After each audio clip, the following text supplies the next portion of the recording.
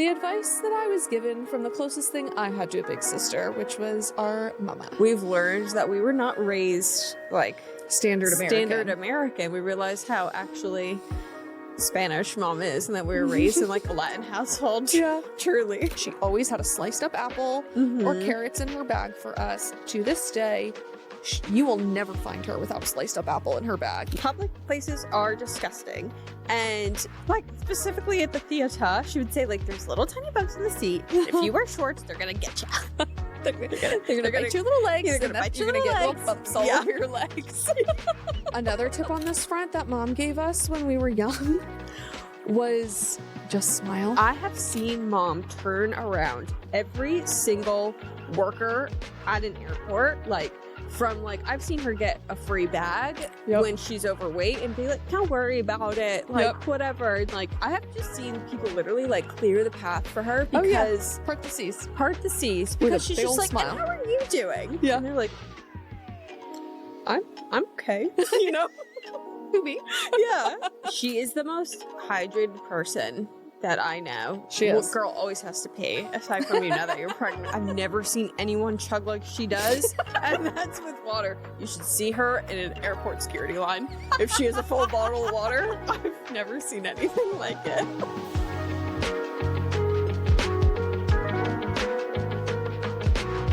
Mackenzie, welcome back to the Healthspan Collective. Thank you. I should say welcome to the front of the camera again. Yes. Because you're always here, but it's usually behind the camera. Yeah. You actually live and breathe this blimp. All right. Don't cut it. Yes, I live and breathe this brand more than anyone.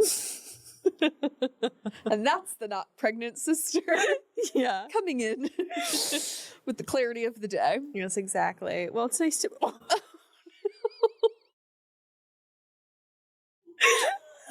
I just tumbled right down, yeah. All right. Oh my god. It's fine. It kind of speaks to the informality of this episode as a whole. And just the kind of day that we're having, I feel. This is the energy that's carried throughout the office today. It sure is. And I spent the last hour printing and scanning things for people, so that's where we're at for the day. Crossover episode, like a Sweet Life of Hannah Montana, if you will. It is. Oh my god, that's such a good way to put it. Yeah. All right, but today we are going to cover some big sister advice. Yes. This one with a little bit of a different spin because it's the advice that I was given from the closest thing I had to a big sister, which was our mama. Shout out, Mom. Shout out, Mom. This episode goes out to you. Yes. And while everyone's mom or mother figure teaches them most things in their life, we really wanted to highlight the niche things that she taught us that we're extra grateful for. Yes, that we look at other adults and say, didn't your mom teach you this? And they didn't. It's very clear. Precisely. And it's perfect because this is her birthday week. Yes. The big 6-0. Yes. So we wanted to just honor her and all the things that we're grateful she taught us. Yes, we did. Happy birthday. Happy birthday, Mom. Mama. Okay. You want to get started with number 1? Yes. Number 1, working out as part of a daily routine, not as a punishment. So I feel like we talk about this all the time because it was something Mom and Dad were both very good at. It was such a part of their routine. It was like brushing your teeth in the morning. Like, you work out. It's just what you do. And because of that, we were put in sports as kids because they wanted us to exercise. But even as adults, like we knew our way around a gym. Gym anxiety was not a thing for us. I was just about to say that I think more than even just like, I don't think it was normal, especially while we were growing up, for people's parents to exercise. Especially at the, as much as ours did. They, some would say, took it to an extreme, but I loved that it was part of their daily routine. And also for us, that we're both comfortable in a weight room. And I was actually watching a podcast this morning with Sandy Brockman, who's a trainer in Austin. And it was her and Lauren Bostic, and they were talking about the fact that she's trying to actually push this big initiative to get girls in the weight room at a young age. Wow. In like starting in like middle school. And I was like, oh wow, because she was like, girls are not introduced to the weight room as teenagers like boys are. Right. And then it's this foreign thing when you're older and you're like, oh crap, I have to start strength training and putting on muscle. And honestly, most women in my life are like, you like lift weights on the weight floor with the men? And I'm like, you don't? In the boy area? In the boy area? But I've always felt comfortable doing that, and I'm so grateful for that. Yeah, same. Me too. Because I feel like mom and dad were very ahead of their time in terms of like the health and wellness area in general. Yeah. And that being one of them. They were ahead of their time, and mom especially, in lifting weights. Yeah. So. And even when she was doing her tapes at home, it was like she was lifting heavy. Like she had like 25-pound dumbbells. Right. Yeah. Yeah. We're not afraid of weights. We're not afraid to lift them. Yeah. We're not afraid of getting bulky because it's not a thing, really. No, it's not a thing. So number one, we're comfortable in a weight room and we are grateful for it. Yes. And she put us in gymnastics and dance at a young age and then like team sports. And I think all of those things, like I also got comfortable in a weight room because I was like weightlifting with the volleyball team. That's true. Yeah, I was in the weight room with the soccer team. Yeah. Okay. Number two is that we were an ingredient household and ate on a schedule. So this foraging for chocolate chips. Once again, maybe taken to a bit of an extreme at some points in our childhood.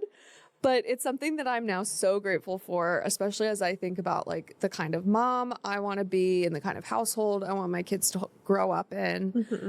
Once again, I think especially in the late 90s, early 2000s, when a majority of our childhoods took place, it was a lot more common to have a pantry full of 100-calorie Chips Ahoy packs. Totally. Than it was a fridge full of fruits and vegetables and rotisserie chicken and real whole foods. And that's what mom always fed us. Yes, I think it's important to note that we were very fortunate that mom didn't work when we were growing up. Like she was a stay-at-home mom. So we didn't have to fend for ourselves in terms of meals. So she was cooking for us. So we didn't need access to easy snacks, which is why I think she was able to, you know, if we were snacking, it was like an apple or carrots and such. But yeah, like I remember you were reading a baby book recently and it was, what was it, like a French baby book? Yes, it was called Bringing Up Bebe. And they were talking about the biggest differences between like having a baby and raising children in France or in Paris in particular, as opposed to most places in the US.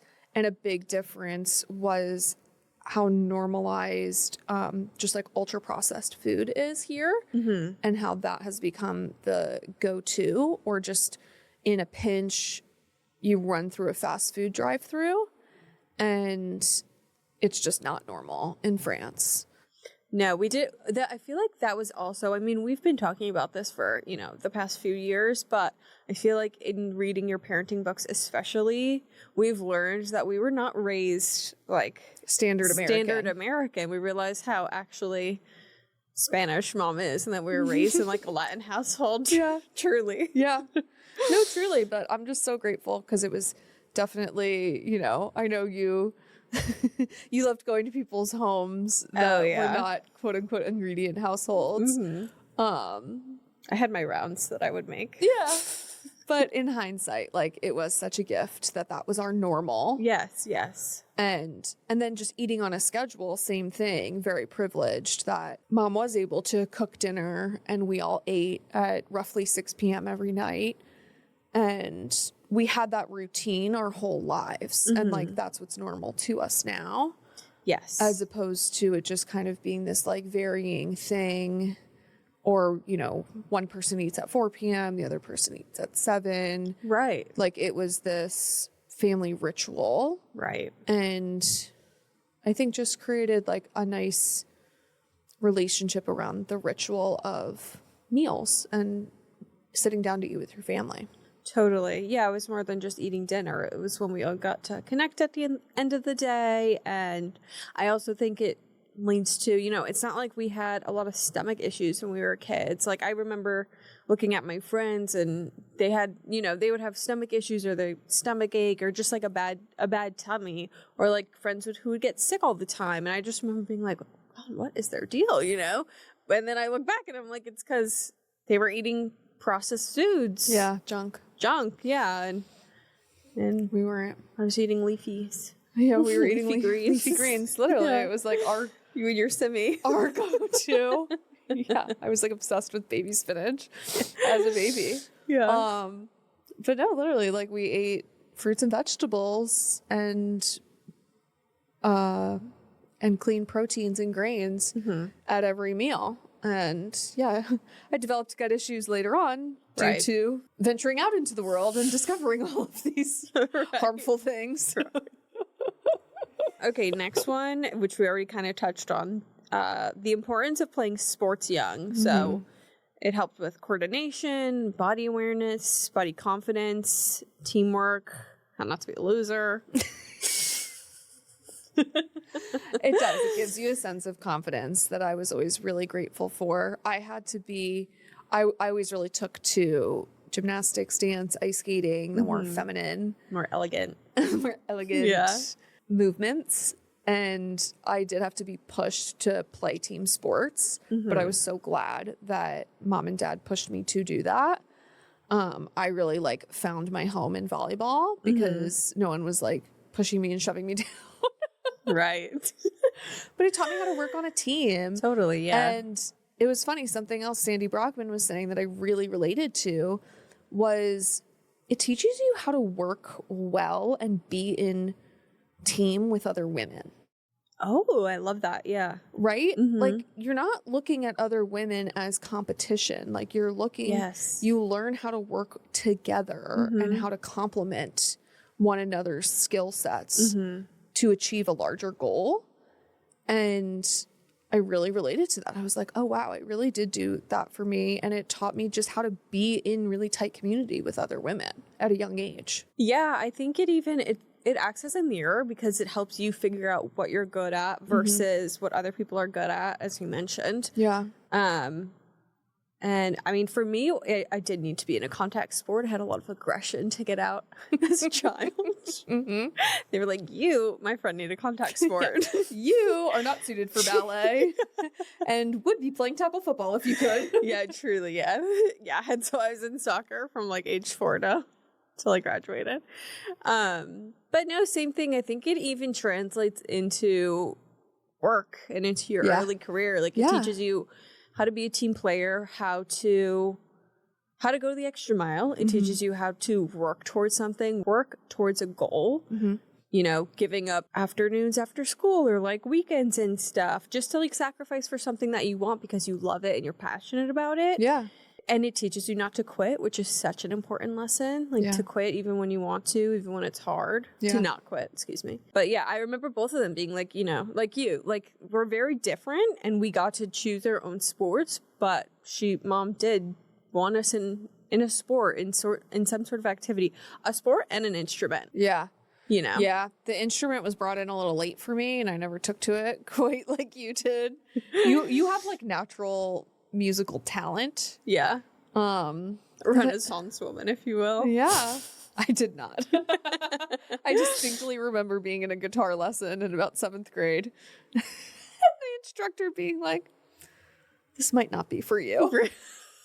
Really? Yeah. Oh my God, I didn't know that. Oh, wow. Because you were so good. Like, you just took to it. And they were like telling mom, like, yeah, she's great, blah, blah, blah. Well, remember my guitar teacher came out. I was like a year into guitar lessons. And he came out to mom's car one day, like with tears in his eyes. And was like, I'm so sorry. I thought she's been learning how to read music this whole time. And she has just been watching me and figuring out how to play on her own. This girl does not know how to read a lick of sheet music. He's like, I realized I put a new sheet music in front of her and I didn't play it and she didn't know what to do. He's like, so we're going to have to start all over. And mom told me that. And I said, and I'm done. And scene. Thank you so much for your time. And do you remember, like, it's funny that you weren't learning how to read music, but you could just hear something and then play it. Yeah, Because you would do the same thing on the keyboard. Like, you never took piano lessons, but you could hear a song and play it. Well, that's why lessons drove me crazy, because I was like, we're wasting our time here. Like, I don't need to learn how to read. I can just do if I listen to it. Yeah. Anyways, good note. I forgot about the instruments thing, but that's definitely something I should do for my baby at a young age, because you took violin lessons at like 4, right? No, I was in like 2nd grade. Oh. I was already in elementary school. Prodigy. I was already in elementary school. I remember taking it like at school. Don't trust my memory on anything. Yeah, truly. Right. Yeah, but I think it does. It there's a different part of your brain that it turns on that would be good for Bebe. Yeah, you were at a more formative age than I was. Yeah, exactly. We'll go with that. Yeah. Me watching my cartoons in Spanish too as a child. You'd be like, what are they saying? It's okay. We have different strengths. I suck at math. You're like really good at math. So yeah, we're really highlighting all the things I sucked at as a child. You came out on top eventually, okay? Yeah, languages, instruments, That's what goes to show you. Neither were my strengths. Talent eventually dies off. It's hard work that pays off at the end of the day. Big old facts. Yeah. I'll put a side note. I think I said it in a recent episode, but something, Dad, I would like cry because I had to try so hard in school, like especially in like by like junior, senior year. And I would just be like, why do I have to try so hard? And like so many of my peers, just it comes so naturally to them. Like they don't even have to study. Mm-hmm. And he was always like, that does not make them successful one day. Right. Like your book smart intelligence is not what will determine your future success. Right. The fact that you actually have to work hard and you are working hard to get the good grade will actually take you farther. Oh, yeah. Determination outweighs talent every day. Yeah. Yeah. Number 4 is stop with the extreme diets and health trends. Yes. So Mom is the ultimate example of this because she has always been in not just incredible shape, like in the way that she looks, but like she's truly in incredible health. Yes, totally. I was talking recently with somebody. So there's this new thing. It's not that new. It's been around for like a little bit in the functional medicine world that you can do for people who have like extreme gut health issues. It's so gross, but you can do a fecal transplant and it actually like completely transforms the person's gut health. But the problem is you get the bad with the good. Yeah. So you might have Crohn's but you've always had good skin, and then you'll get the fecal transplant and from somebody who doesn't have Crohn's, they've always had easy digestion, but maybe they've had acne and you'll get acne. And I was racking my brain as we're taking things way too far. But I was racking my brain, like, hear me out. I'm racking my brain. I'm like, do I even know anyone who, because it's mental health, like it's all the things, like that you would have to take like someone's like health as a whole and be like, that is better than what I'm dealing with. The only person I could think of was Mom. Facts. That's, yeah, fair. She is in pristine physical health as a 6-year-old woman and mental health. Yeah. I don't want anyone else's caca. No. But if you had to choose someone, wouldn't you choose her? Sure. The ultimate compliment, truly. You're just going to love that one. I called her and told her, and she was like, yeah, you're right. Yeah. No, it's so true. Because it's never about looks for her, although that it doesn't hurt. Mm-hmm. It's always about her feeling her best. Yes. Like she's always been very connected to her body and very much knows what feels good and what feels doesn't. And she operates based off of what feels good for her. 100,000%. She also has like never tried to count a calorie or a macro. No, she's never gone on no keto, no. Name some others. This ain't my real paleo, house. vegan. Yeah. Yeah. In She's camaraderie with dabbled. friends, she's dabbled with like plant-based, but she's so funny. Like, She makes it her own. yeah, she makes it her own. She's like, oh, well, I just want a little pizza. Am I not gonna have eggs? Yeah. Please. And like truly, she was always kind of listening intuitively to like what makes her feel her best. Yeah. And that's what, yeah, she didn't fall prey to like the full plant-based era like I did, because even though her friends were, because she was like, well, no, I need some protein. Like, once again, I lift weights. Like, Right. I'm hungry. Right. Yeah. But yeah, no, like, and if you ask her, like, do you know how many calories are in an apple or a bagel or anything? It's all, could be anything Yeah. to her. Yeah. It doesn't matter. Yeah. Yeah. But she just sticks with like a whole food diet. And her the green older she juice. gets, the more in shape she is. Truly. She's never looked better. Yeah. And her green juice, we have to shout out. Shout out the green juice. Yeah. Should we drop the recipe? Yeah. Actually, Put I it dropped behind it. the paywall. We'll tease it. I dropped it in the, when I was on Dr. Will Cole's podcast. Oh yeah. Remember? Oh yeah. So look out for that. Okay. We'll give a high. It's like spinach and apples and then a bunch of other stuff, but that's like the base. Celery, cucumber, Well, lemon, don't give it all. ginger. We're teasing. Yeah. Teaser. Okay. But yeah, no extreme diets or health trends. She really has just always stuck to whole foods, and it's what works. Yep. Balance is key. Just as we said, like listening to your body, never going too extreme from like one end to the other of like cutting things out or trying new things. Yeah. I have in my notes, same goes for drinking, but we'll do a whole episode on that. That's for later. Yeah. Yeah, no, she's always same thing. Like with the diet, it's like, don't get me wrong, she will like clean it up here and there. Totally. Right. But yeah. that really just means like cutting out dessert. Yeah, cutting out dessert or like, not eating pizza. if Dad Reducing orders pizza. it, like, Reducing your pizza intake. Yeah. But yeah, and then just on the same front, like, I don't think I've ever seen her drink more than 3 glasses of wine. And even like that's a crazy night for her. Yeah. Yeah. I do remember like one time I saw her drink 3 glasses of wine and she was Wasted? She was hilarious. She was hilarious.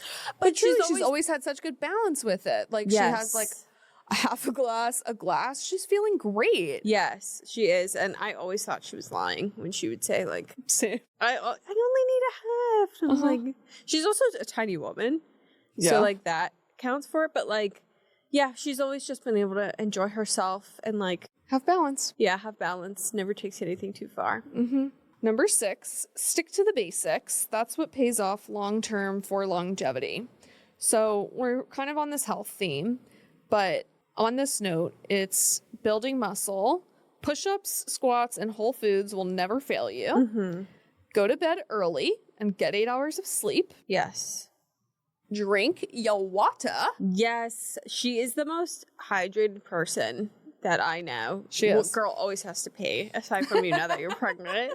But I remember it's such a habit for me now that, like, let's say I remember I went to California and I was staying with our aunt, and it's like, what do you mean you don't have bottles upon bottles of water? Or like, just like access to, what do you mean your whole house isn't a filtered system that you could drink out of any faucet?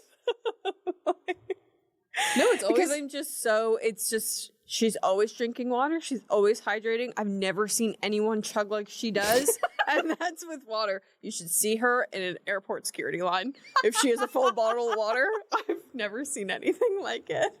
she can just literally opens up that gullet. It's right she can literally down a liter of water in the airport in security like line. 7 seconds flat. Can't waste it. No, you cannot waste it. No, she is hydration goals. Hydration nation. Definitely drinks a gallon a day. Easily. Yeah. Yeah. Without even trying to. She's not like tracking how much water she drinks. Yeah. She's just drinking a lot of water. She's been taking her vitamins very consistently for the last 20 years once again. Just consistency is key in terms of inner and outer beauty. Mm-hmm. And lastly, moisturize. She has never, like, I got Botox before she did. Like, I bought expensive skincare before she did. Like, she has always used, for the most part, like, drugstore skincare. She has some of the most beautiful skin you've ever seen. Yeah. She doesn't get treatments. Like, she doesn't get facials. Mm-mm. She is just, like, once again, I don't think she's ever gone to sleep without washing her face. No. And at least just applying, like, a thick moisturizer.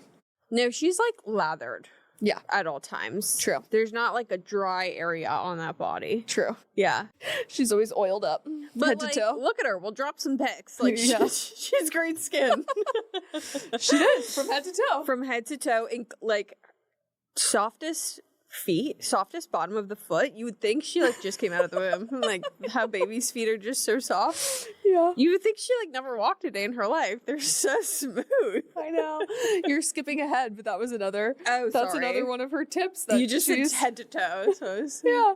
Even No, the toes. it's relevant. Yeah. And no, she's literally, when she gets a pedicure, they never need to, like, even buff her feet down, because I can't tell if she's at the begin, like, if she just got a pedicure, or if she's, like, on her last day.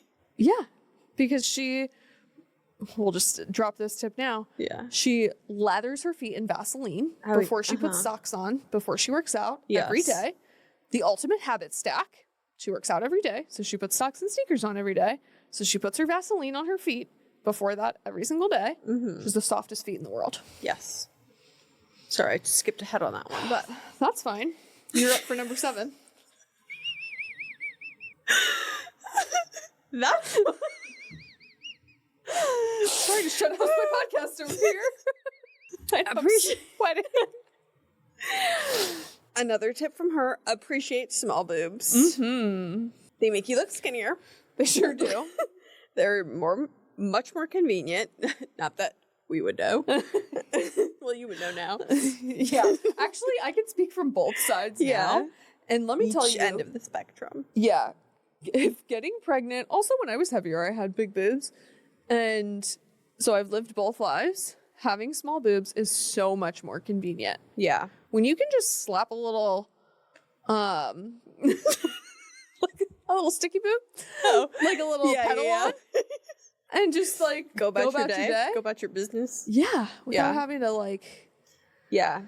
The nice thing is, about small boobs, you can always stuff, but you can't take away. Exactly, you can always add, like you can't take away. Push-up bra, it's Victoria's best kept secret. Yep. Not that Victoria's best kept secret. Yes. No, you can always. But I remember her always be like, because, you know, when you're younger, you're like waiting for the day that you wake up and there they are. And I feel like that day never came. No.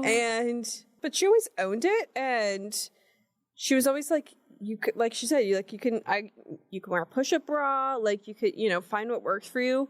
But you can't once they're big, you can't make them smaller. No, and she always did kind of show us how, like, if you have a top that requires a little more, like, boob to fill it out, like, how to get the right padding to make it look right. Yes. Or to even just, like, how to jigger, like, a bra into a top. Like, she just has all these, like, great tips, and you would never know how much, like, work went into it. But, like, do you remember someone said to her, like, some sort of event, they walked up to her and they're like, girlfriend, when were you going to tell me you got your boobs done? She was like, I didn't. That's exactly what I was thinking of. She had this dress that she just like maneuvered to make it look so good. And then like the next day when she's working out, she could slap on a sports bra and not have to worry about having big boobs. Exactly. Well, she was always such an advocate too in this specific topic of like, never skip a chest day. Yeah. Like if you want cleavage, never skip a chest day. Build your chest let muscles. Me tell you, I do not skip chest days. No, it works. And it works. It works. You work your chest, you work your shoulders, and it also helps with posture. Also, a tip is to work your back muscles. Yes. Because it'll make you look curvier. Like if you have like defined back muscles, you'll have a more defined waist, and it just gives you more of that like hourglass shape. Yeah. So like just think like tits up. Tits up, exactly. That's me right now, real hourglass shape.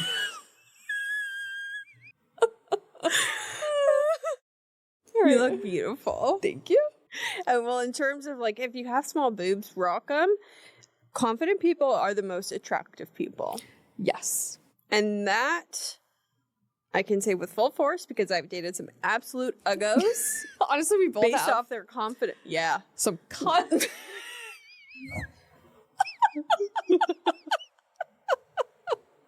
Me too, though. Don't take a scroll back, please.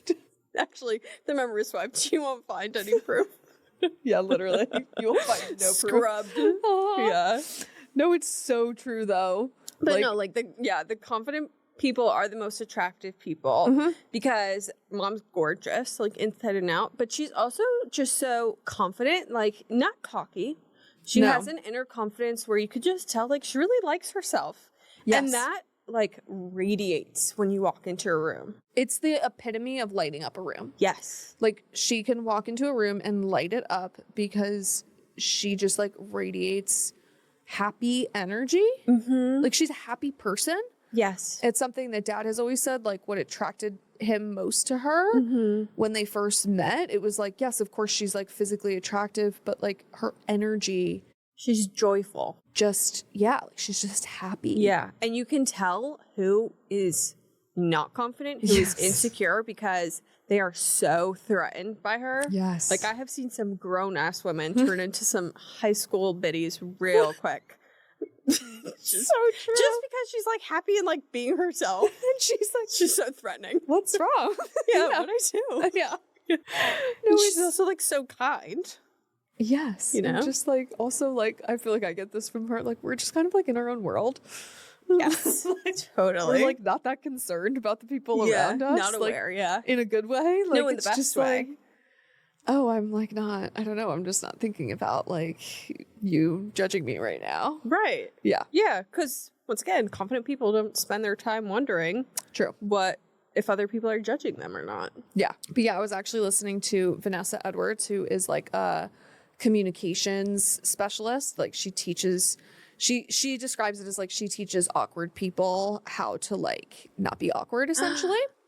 And she had this advice where if you're walking into a room or a party, a scenario where you're feeling insecure and you're like, oh, you're having that like, oh fuck moment, like right before you walk in. She was like, when you walk in the room, look for somebody who's trying to make themselves feel smaller. So she gives the example of like, when you see athletes lose a game, like they're trying to make themselves look as small as possible. Oh. And sometimes you'll walk into a party and it's like you could see the people who are tits up, like just owning the room. And then you see other people who are like, just like they're inward, they're like holding their bag close to their body. Yeah, like all these things. And her advice was, if you're feeling insecure, go walk up to that person, have like your couple of, you know, pocket questions or stories that you can talk about with them, compliment them, make them feel good about themselves, and it will make you feel good about yourself. And then you get to move on throughout the party and like you have a little like boost. Wow. Isn't that a good little tip? Yes. I'm going to use that. Yeah. Shout out Vanessa Edwards. I love her content. Edwards. Another tip on this front that mom gave us when we were young was just smile. Yes. So me and Nicole have really bad resting bitch faces. Me more than you, I would say. Like you look like you're deep in thought. I look like I'm like ready to kill somebody. But she would say when we were like in high school or middle school, like when you're walking down the hall, smile. We're like, we're not gonna do that. That's crazy. And then It's gonna be a no for me, dog. yeah, hard no, but thank you so much. And then both of us tried it at different times, and I personally we were feeling desperate. yeah, I personally remember being like, God damn it. Like that was one of the one things I was like so pissed that she was right about, because it's like, it's so hard because you're like, what am I gonna, you know? But she does it, and it's why people respond to her so well. It's why we're speaking about her as such a happy person. Literally, it's why we're doing a whole episode about her.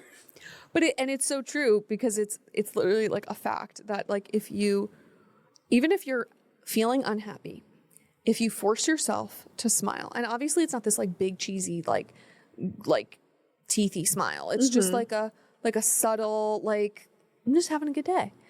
Yeah. It literally like tricks your brain into thinking you're happier than you are. Yeah. Yeah. It's actually kind of like we were talking about, we filmed earlier today with Dan Baird. And after the episode, he was talking about the fact that like, you know, like doing media, you have to be very on. So it's like, you have to plan it properly. And I was like, I totally understand what you're talking about. And he was like, but sometimes if you signed up to do something, and even if you're not in the mood to do it, and then the camera turns on and you just have to turn it on. Yes. Your whole day is turned around in the best way after that. Right. Because you just like tricked your brain into being like, I'm happy. Yeah, I'm happy and I'm here to perform. Yeah. Because then you just kind of hear that energy throughout the day. Yeah. Yeah. Like you're not going to then just like, Yeah. Yeah. But also as someone who does have RBF, let me tell you, I know when I'm like, oh, I need to turn up the corners a little bit. Because let me tell you, when I walk through an airport, I'm smiling a little more because the person I have seen mom turn around every single worker at an airport, like from like I've seen her get a free bag when she's overweight and be like, don't worry about it, like whatever, like TSA, like I have just seen people literally like clear the path for her because part the C's because she's just like, and how are you doing? Yeah. And they're like, I'm okay. You know? Who, me? Yeah. No, truly, because everybody else in there is like stressed and frazzled. And yeah, she's greeting them with a very genuine smile. And she's also, this is like also skipping ahead, but she looks good. She's put together. Yeah, let's touch on this now. Actually, this is more relevant. Like she taught us when you're going into anyone's place of work, which is everywhere essentially. Right. Like, so if you're stepping out your front door, look put together. And you can look put together in workout clothes. Yeah. But she never leaves the house without a lip gloss on. That was taught to her by her mother. Like it's been passed down. Like Nana was like, you're gonna leave the house without a little lip on? Right. Without like no blush? Go put something on. Yeah. And granted, mom never told us like turn around and go put makeup on. No, she just showed us by example. And yeah, like you can wear a sweatsuit as long as it's like put together. It's not like ratty. Right. And like always have your nails done. Or clean. Like Morgan Stewart. Yeah. Don't have a chip nail. Looks like you have dirty underwear. Yes. And also never wear dirty underwear to the doctors. Not that you like walk around in dirty underwear, but like she taught us if you're going to the doctor, shower before, put on a nice outfit. If you're going to the dentist, brush your teeth before you get there. If you're getting a massage, shave your legs before. And it was just always said with like, it's just treating the professional you're going to see with respect. Right. Yeah. It's not about this whole, like, I don't know. It's not about performing. It's not about performing. It's just about treating other people with respect. Right. Exactly. Exactly. Yeah. No, we were always taught that. And same with, back to your example of being in the airport. It's like, you can be in a comfy but put together outfit with a little swipe of mascara and lip gloss and even a hat on. No, I'm literally laughing because when I flew home from California, I walked down the stairs and I was wearing my new like Boys Lie sweat outfit. It was like a sweatsuit, but in match, and it was my color. But I had my hair done, my makeup on, my new Dairy Boy hat. And she was like, wow. Like, it's so nice that you can look put together, but still be so comfortable like you're wearing pajamas. Period. It is nice. Yeah. It kind of comes back to like the career advice, like we said, like it's just humanity that people are going to respond better to somebody who looks a little bit put together than somebody who doesn't. Yes. And it's human nature. It's human nature. If you're wearing a big baggy sweatsuit, put a little mascara on. Yeah. People react to how you appear, whether you like it or not, unfortunately. Yeah. And you just look more approachable when you like, you look like you put a lick of effort in. Yeah. And we have witnessed that our whole lives through that woman specifically. And like, I've seen her go out plenty of times in like a workout outfit or whatever, but she still just always looks together. You know, she's Yeah. never looking a mess. No, the Pureform hat is her uniform. Yeah, she'd be repping. Yeah, Yeah. Pureform hat and a Lululemon little Yes. activewear set. Mm-hmm. Even before the Lululemon days, like Yeah. she would Maxinista it up. Facts. You know? Facts. Okay, number 9 is always pack a healthy snack. So you mentioned it earlier when we were kids. She always had a sliced up apple or carrots in her bag for us. To this day, you will never find her without a sliced up apple in her bag. No, she is always strapped. Always strapped. And there's usually like a thermos cup of protein shake in her car ready to go. She's got bags of nuts in her car. Always the nuts.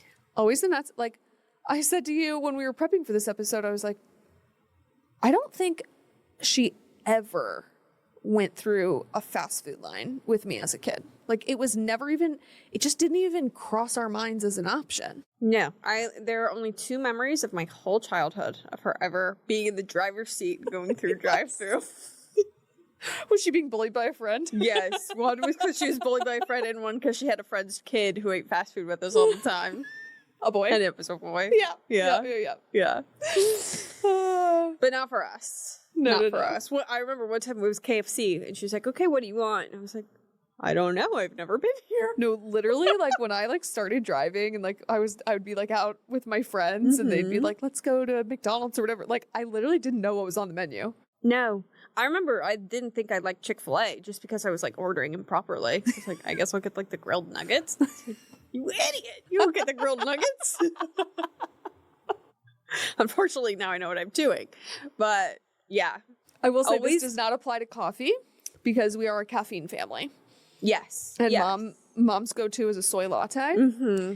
And let me tell you, they're delicious. They are quite nice. I used to, yeah. Also, because we were an ingredient household, let me tell you, I tricked myself into liking coffee because she always had coffee in the fridge. Yeah. And that was like my little secret treat. sip. Yeah. Yeah. Let me go get a sip of mom's soy latte. She does like a sweet caffeine treat. Mm-hmm. Yes. Oh, and that brings me to also, like, she was always been ahead of her time because now I see influencers being like, a little hack. If you're going somewhere and you don't know if you're going to have anything healthy, I like to like pack an apple and like a tablespoon of peanut butter and bowl. And it's like, bitch, you packed a snack. You packed a snack. Yeah. I've never left the house without a snack in my bag. Literally. The other caveat to this is she always needed a snack in her bag because she was married to Dad. Yes. Who You don't want that man hungry and near you. That man hungry. I remember like one of the first times we were like going somewhere for like the full day without him. It was like skiing when we were a kid, and she was like shoving protein bars in my pockets. And it was like, you have to remind him to eat. And I remember at a certain point in the day being like, "Oh, Dad, do you want your protein bar?" And he was like, "Oh yeah." Yeah. Classic stuff. Like a infant child every 2 hours. Every 2 hours, guy needs to eat. Yeah, like that's why we were always on routine. Wasn't for us. Literally, It's for her sanity. Meanwhile, we're like, she's such a good mom. She's also a good mom to him. She's also a great wife. Yeah, also a great wife. I will say that's not on our list, but she did teach us how to be a very good and supportive partner as well. Yes. Like there is no one that is more just supportive in her energy. Yes. Because once again, it's an energy. It is. Like in the same way that she carries herself with just like a happy demeanor. Mm-hmm. Like she supports her partner. She makes you feel like you could do anything. Yeah. Because she believes in you. Yes, she believes in him. Mm-hmm. Yeah. And us. But yeah. But like, yeah. But it was a great example on like how to be a great wife or a great partner. Yeah. And just how to be a great friend, how to just be there for someone, like just how to support someone and how to be ride or fucking die. Yeah. No, it's so true. Both of them. They're very loyal. They are. Yeah. Yeah. Very, very loyal. Oh, my next one. No, so number 10 is. Wait. Sorry. Real quick. On top of snacks, I forgot. I have my my pocket chocolate. Tell us about your pocket chocolate. This is not for mom because she doesn't We've evolved some of these into our own tips. For me, a snack, I'll tell the quick story of how you learned about it. You were asking me to come do something that like I really didn't want to do. It was like, Nicole, I don't leave the house past 6 o'clock on a weekday. Like, it just doesn't happen for me. You're like, please, please. And I was like, okay, fine. And I get in the car and I like pulled out, I was like, okay. And I pulled out a chocolate, started eating it. And you're like, what is that? I was like, oh, it's my pocket chocolate. I bring these, but I don't want to do something, but I did it anyway. So I'm proud of myself. So therefore I get a treat. It's my pocket chocolate. Bribes herself with treats. I Pavlov myself. Into social life. If I leave the house, I get a chocolate. I love it. And now it's my favorite thing. You Now, have to do at it. least once a week. I'm like, you got a pocket chocolate? You bet your ass I do. Traveling with me pregnant, similar to traveling with dad at any time. Yeah, true. Must have protein and treats on you at all times. Facts. Okay, sorry, back to you, Bob. Number 10 is advocate for yourself at the doctor. Yes. Or how to advocate for yourself at the doctor. Mm-hmm. So, feeling bad is not normal. No. Kind of coming back to your note about like friends always having stomach aches or headaches as kids. And we were like, that just wasn't normal to us. And whenever we did start having, whether it was like a painful period or just my PCOS really started to like come in when I was a teenager. Yeah. And mom was very clear about the fact that feeling bad is not normal. Right. And we are going to do something about it, and we are going to figure this out and find a solution that works for you, because you don't just suffer through life. We don't accept that. Mm-hmm. I feel like that's very different from like American culture versus just, well, I mean, because we know Latin family members who will just sit and suffer. But, True. So it's really just a No, I mom think thing this of is like a her thing. I think it is, because she know what it means to feel good, and so because she knows what it means to feel good, she knows feeling bad is not normal. Yeah. And it is something that's unacceptable. so normalized in U.S. culture, is that like everyone just feels like shit all the time because Yeah. whatever, we could go on about that forever, but it is not normal to have stomach issues, to have painful periods, to PCOS, like all your issues. It's not normal, and you need to be able to tell your doctor that, and you need to exaggerate sometimes when appropriate, because doctors don't take, especially women, seriously. Yes. Exaggerate your symptoms. And this is not medical advice. No, nothing we say is medical advice, just FYI. But it is something that, like, you are taking the time out of your day and the doctor's day to be there. So you want to come out with, like, the maximum possible outcome. Yes. You don't want the prescription to be, let's see how it goes and come back in a couple months and see if you feel better. Right. No. If you're feeling something, because I think we have a natural tendency to, like, our pain is at a 5, but we, for some reason, in front of the doctor, tell them it's a 3. She was like, no, pain's at an 8. And it's like, Yeah. And that is how you get that's how you get blood work done faster. Yes. That's how you get testing done faster. It's how you get to the solution at an appropriate timeline. Yeah. But you walk into the doctor, with a plan on what you're going to say, because there's something scary about sitting in the doctor's office. And like, I think it's a universal thing. Like, people just kind of go blank, especially when you're young. Yes. Like, it's just like, it's like a high stakes situation, and you can feel that the doctor has a limited amount of time for you. You also know, like, they know more than I do. So it's like, I think this you feel a little insecure. Yeah. Yeah. But I had to do it at one of my prenatal appointments last week, where I went in, I had gone to my pelvic floor therapist. She had asked me a lot of questions that I was like, those are really good questions. I don't have answers to those. And so I wrote them down to go ask my midwife. And so I went into my midwife appointment with my list of questions, because as soon as I sat down, I'm very comfortable with her. Right. But it's just like, like, I don't know. Yeah. So you literally have your questions to get answers on, and then you either take notes yourself if you have to, or we had the best mom in the world. And when we were teenagers and even like beyond, she would offer to come to the doctors with us to take notes. So that's like one person can do the talking, one person can do the the note taking. Right. But even if you have to, I mean, nowadays with AI, like you can just voice record the whole thing. True. And then get the notes afterwards. True. But it's something that I've taught my friends over the years. I'm like, okay, you're going to the doctor for this issue. Make sure you have your questions written down and make sure you write down whatever they tell you. Because especially in traditional medicine, like you're not coming out of there with like a fully written care plan. Right. Or you're not remembering the name of, a supplement someone tells you to take. I mean, I even do that at the vet now because who knows what.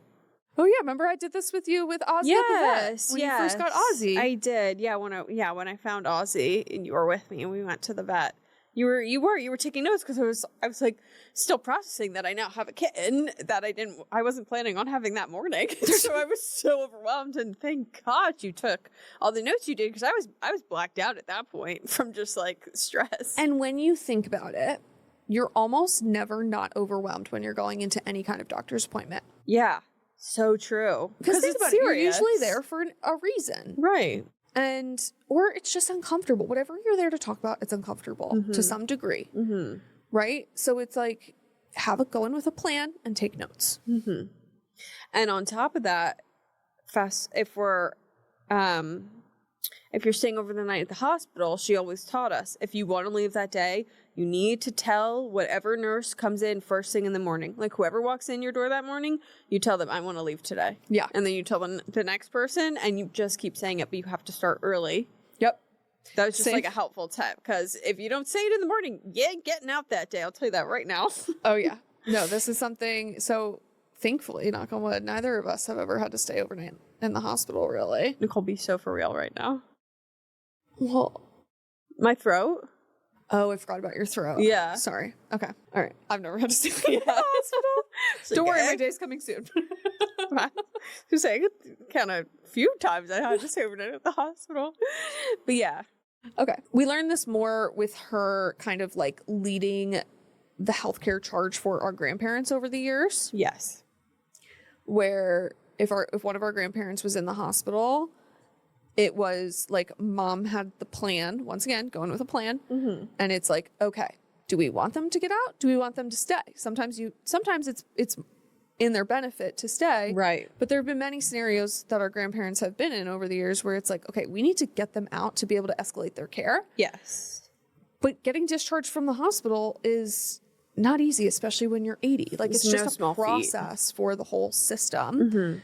So, yeah, you go in first thing that morning. I remember I had a friend who got MRSA in New York, and it was like her first week in New York. The poor thing got a blister, got MRSA, had to spend the night in the hospital. Oh, no. Say that was like Tuesday, Wednesday. So she was on her IV antibiotics, and the nurses were telling her like, okay, you should probably be able to get out like in the next day or two. And I remember I went to go visit her on Thursday night, and she was like, yeah, I want to get out tomorrow. And I was like, okay.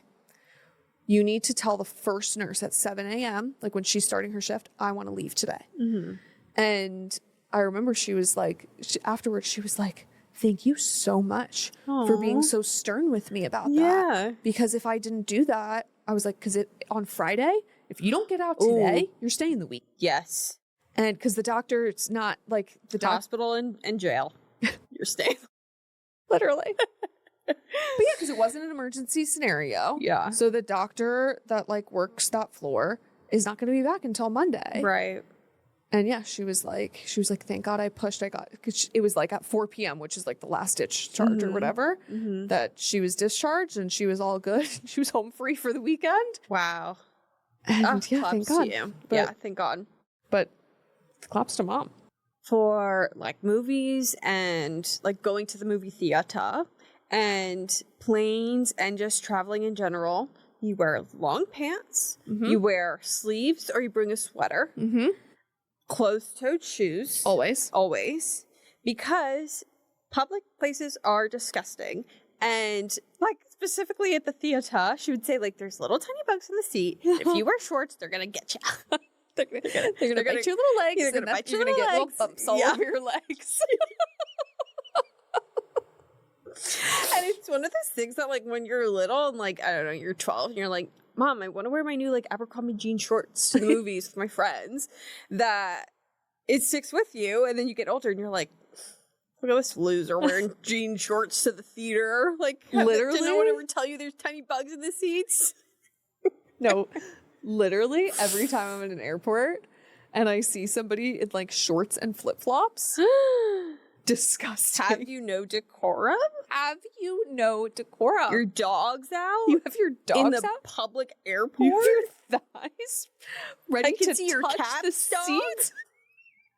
It's a no caps atmosphere. No kneecaps. No kneecaps. Like it's like visiting a church in Italy. It's like No, you better have your literally. shoulders. Yeah. Your shoulders covered, no knees.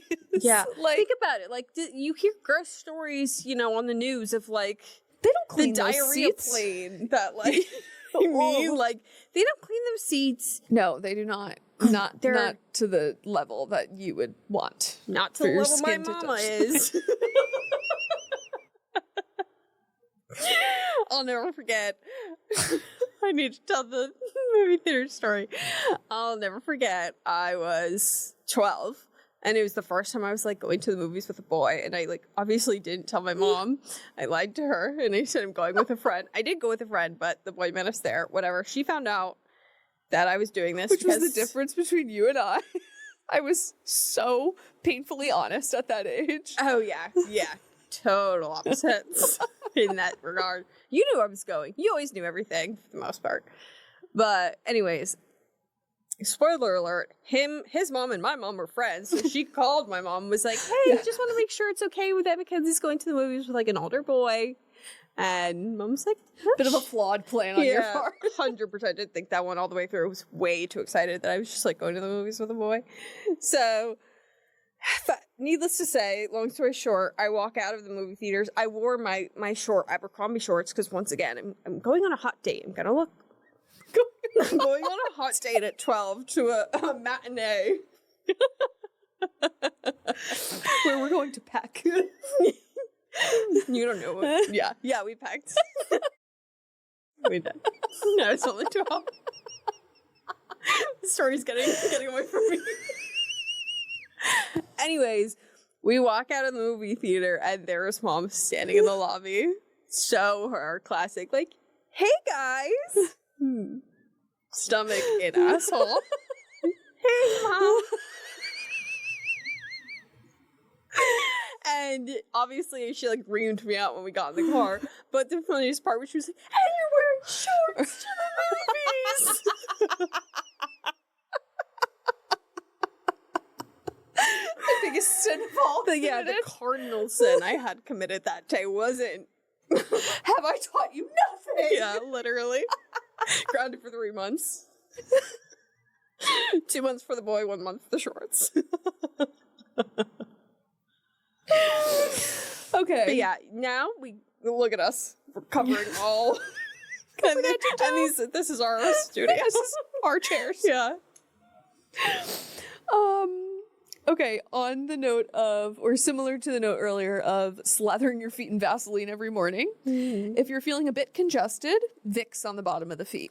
Yes, this is definitely like a European Latin thing, where it's like if you're sick, you put Vicks on the bottom of your feet and on your chest and a little under your nose. Yeah. But yeah, put it on the bottom of your feet, clear you right up.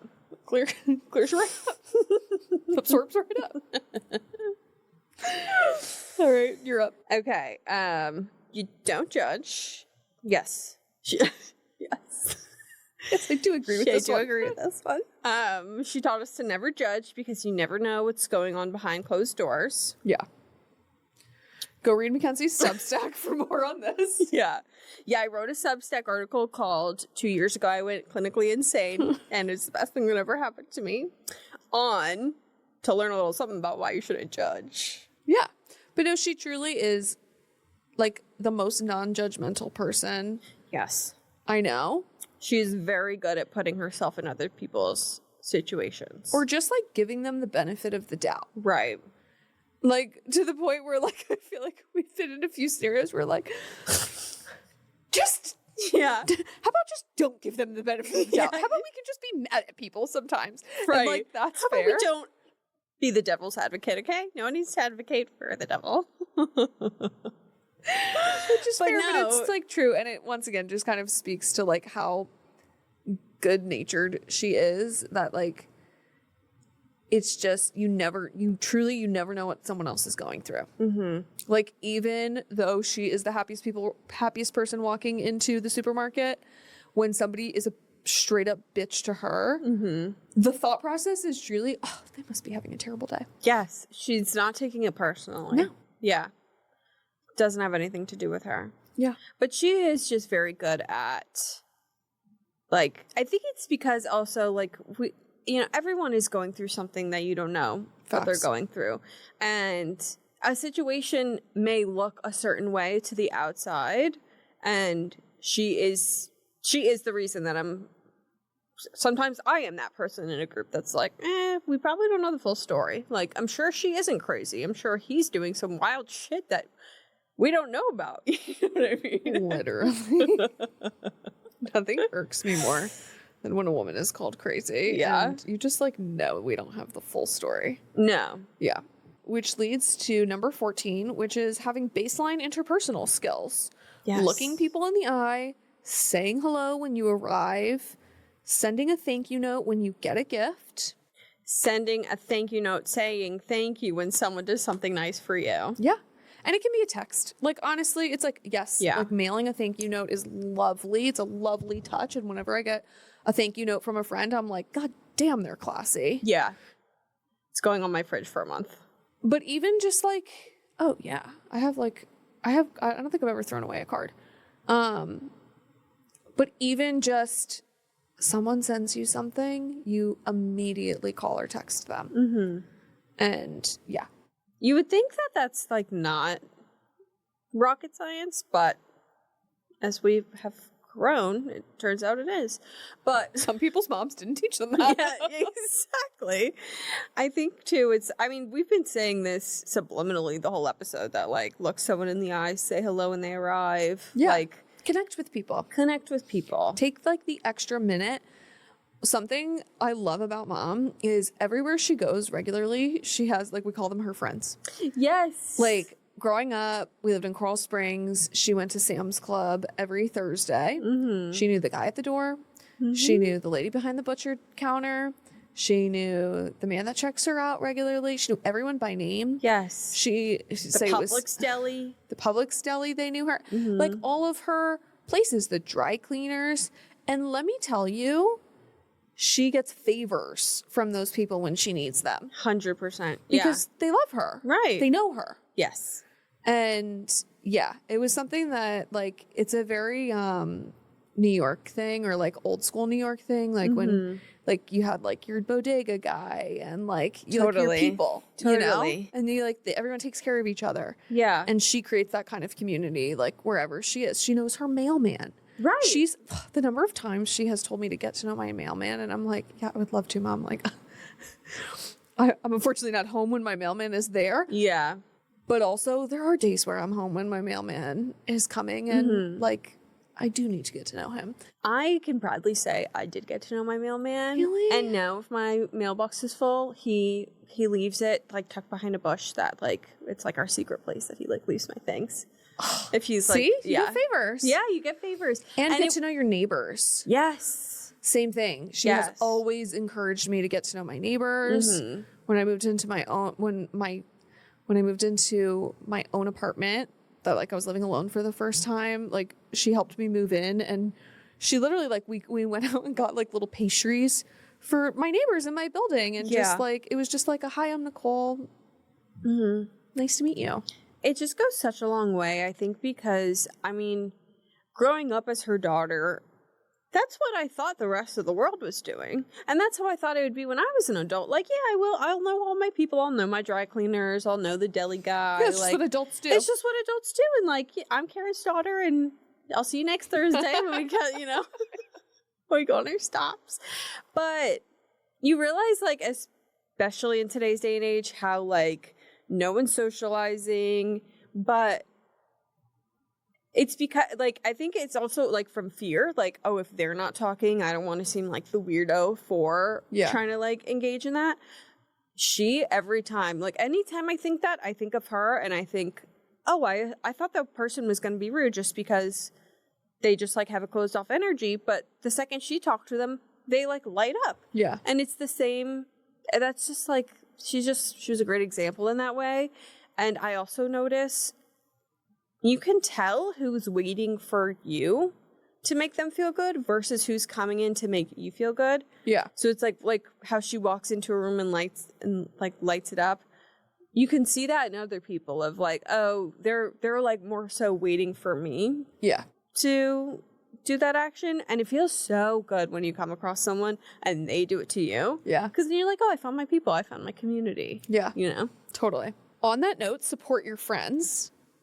If someone starts a business, buy something from the business. Share it out. Share with your friends and your followers. I don't care if you have 15 followers. No. Like, throw up a post on your story. Just do something. Engage. Comment.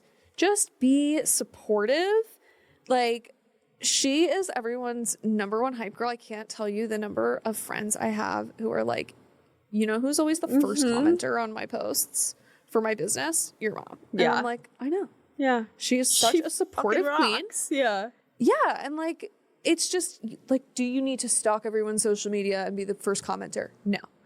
Do you need to buy something that you don't have the budget for? No. No.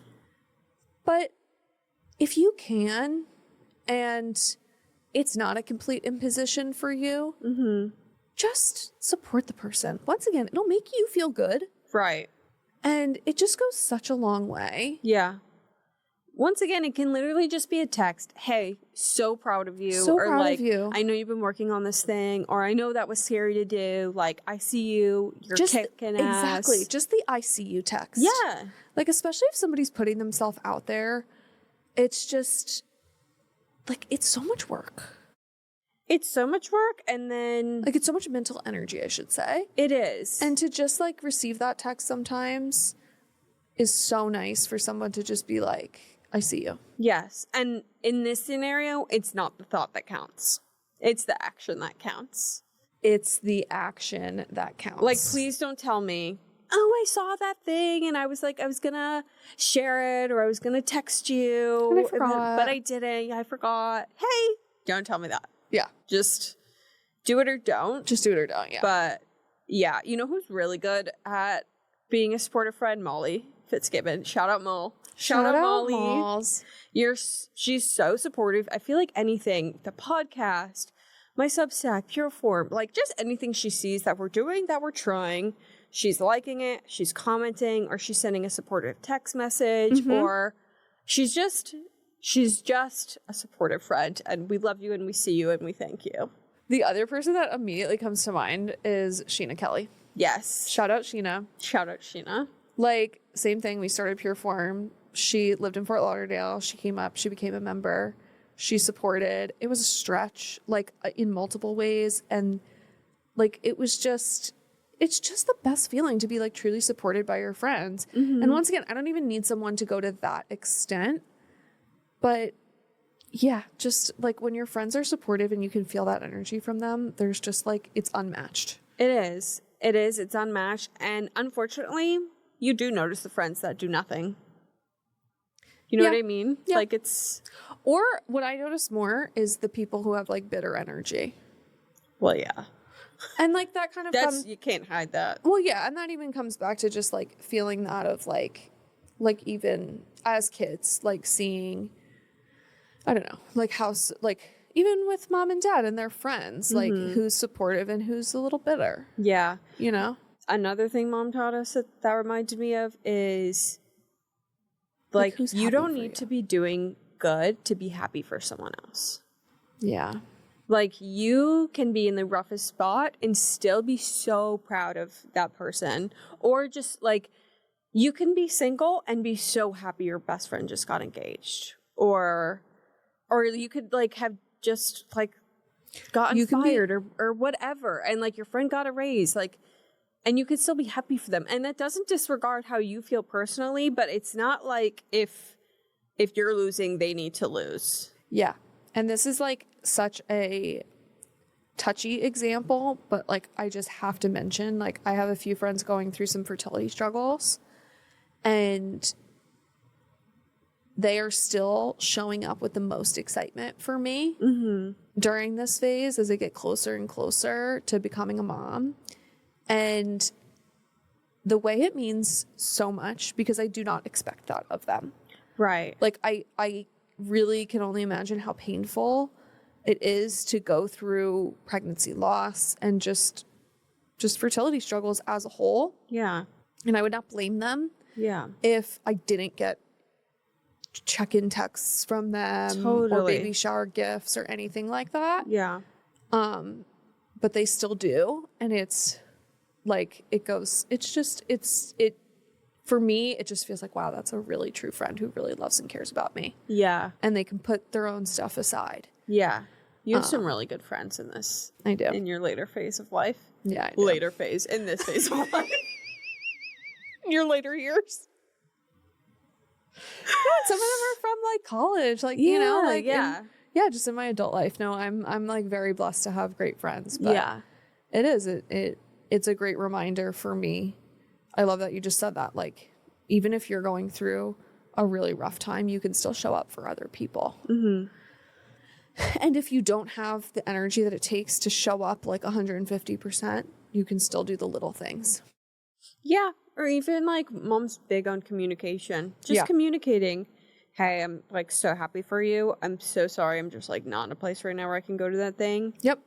That's it. That's all you need to do. Yeah. Coming down to our last few. A big one for me is travel. Yes. We are a very enmeshed family working on it. No. Literally, as we started this, I'm like, sorry. Was printing things for Dad. Yeah. Had to make sure he was okay before I went and did my job. Right. But no, truly, Mom especially always really encouraged travel. Like, she even like planted that seed in me when I was really young, that travel is truly the only thing that you can buy that will make you richer. Yes. Ooh, bars. Yeah, it's something that I really live by to this day. Mm-hmm. And she just always encouraged me not only to like travel and come home, but go move away. Yes, that was going to be my addition to this topic. Is she was never a mom that was like, no, you like, please like live close to us, and like you don't really want to go somewhere for college or after college. Like, we know a lot of people whose moms like fear mongered them into like never leaving. Into not even like the town that they grew up in. Made them scared to think that they could not leave where they were from. Leaving the country was like pearl clutching. Like, no, it's not safe out there. Yeah. Yeah. But literally, even like the town, it was like, no, you can't go away to college. Yeah. And everyone has their own stuff. And I'm not like trying to point a finger at anybody who was. No, we're not shitting on like we're not shitting on anyone else. I'm just so grateful to have had a mom that really encouraged it and never made me even like look back. Like, I always just like kind of went for it. Yeah. And I might have been in tears at the airport being like, well, what did I just sign myself up for? Totally. But it's in those moments especially that I'm sure as a mom, she wants to be like, okay, it's fine. You don't need to get on the plane. Like, let's go home. Like, I don't want you to leave. But she was there like, you're gonna be fine. It's gonna be great. Go. You can call me. And if you want, you can always come home. But go. Like, I remember, I don't think I would have ever left Florida had she not had that energy. Mm-hmm. Like, it was that made me think, like, I think I want to leave, and I think I want to move to somewhere where I know absolutely nobody and just, like, start anew. And she was like, do it. Even I remember, like, moving home and, like, under circumstances out of my control, and I remember the first 6 months being like, I just want to go back. And Dad being like, no, it's probably not good for you. You need to stay right where I can see you. Mm-hmm. I remember Mom being like, if you want to, you can. You will figure it out. You can always go. Like, if you want to leave, you can leave. No, we're not going to keep you here. And just that alone, I was like, all right, maybe I'll stay then. Like, just knowing I had the option rather than being like, I can't leave. Well, now I must. You know what I mean? Truly. Like, it is not lost on me that we both ended up back here. Yes. And I truly think it's because even though we both grew up being like, or I especially grew up being like, I need to get the F out of here. Yeah. Like, no, same. Catch me never living in Florida again. Right. And here we are. I'm 32 years old. I live in Florida. And especially now that I'm about to have a baby, like there's nowhere else I'd rather be. Yeah. Because I want to be near my family. Right. Yes. Yes. That's so true. And I've also heard like one of the signs of great parenting is kids who operate independently. Mm-hmm. And I think that was like the ultimate sign of independence, that we were both like, okay, see you later, moving to a new city. Mm-hmm. And ooh, yeah. Yeah, like it is. It's like this sign that like you did you did what you were supposed to do. They grew up, they became an adult, they went and like did their own thing. Yeah, and they want to go out and conquer the world. Yeah. Yeah. And then like if they come back, great. Mm-hmm. But yeah, mom was always so encouraging of like, I'll come visit you. I'll come see you. Like, yes. Because wherever you move, like, doesn't mean you'll never see us. Right. Like, right. We'll come to you for holidays if we need to. Like, we'll make this work. But you need to do what's best for you and what makes you feel most alive. Yeah. Yeah. They were big proponents of like, go out and see the world. Yeah. Yeah. That was our last one. I didn't even realize. Yeah. It's because we're just so good at this. We're just so good at this. No, we could have gone on for like 5 hours, but those are the biggest ones. Yes, yes, they are. We're so grateful for the queen that she was and is still to this day. She's also a really great caregiver and natural nurturer. That was something we personally talked about, but I just had to throw that in there. Yeah, I'm so excited for her to be a grandma. Oh, I can't wait. It's going to be so cute. So cute. So cute. I just like can't. Yeah, I can't. She's going to be the best grandma ever. Anyways, thank you for having me. Thank you for being here. Do you want to tell people where to follow you and your Substack? Oh my gosh, of course. Yeah. You can read about me like losing my mind on Honestly Mackenzie. It's my Substack name. Honestly, how it spells, honestly. And MackenCie is my Substack. Please go subscribe. It's for free for now. And then Mackenzie Peterson, 2 N's on Peterson on Instagram. You recently came out as sober. Yes. I came out of the closet, 2 years sober. And we're thriving. And we'll do an episode on that, but not today. Not today. All right. Bye, everyone. Bye. Love you, Mom. Love you, Mom. This podcast was brought to you by Pureform, a comprehensive wellness center in Boca Raton, Florida. The website is pureformhealth.com, or you can find us on Instagram at pureformhealth. Feel free to message us with any questions, and note that you can connect with our providers for consultations over Zoom, from everything from stem cell therapy to hormone replacement therapy and peptide therapy. That's it for this episode of the Healthspan Collective. We hope you found it insightful and inspiring. Don't forget to follow us wherever you listen to podcasts so you never miss an episode. And if you enjoyed today's conversation, we'd love for you to rate, review, subscribe, and send it to a friend. We'd also love to connect with you on Instagram. Follow the podcast at Healthspan Collective and me at Nicole J. Doran. And leave us a comment on our latest post, letting us know what you'd like us to cover next.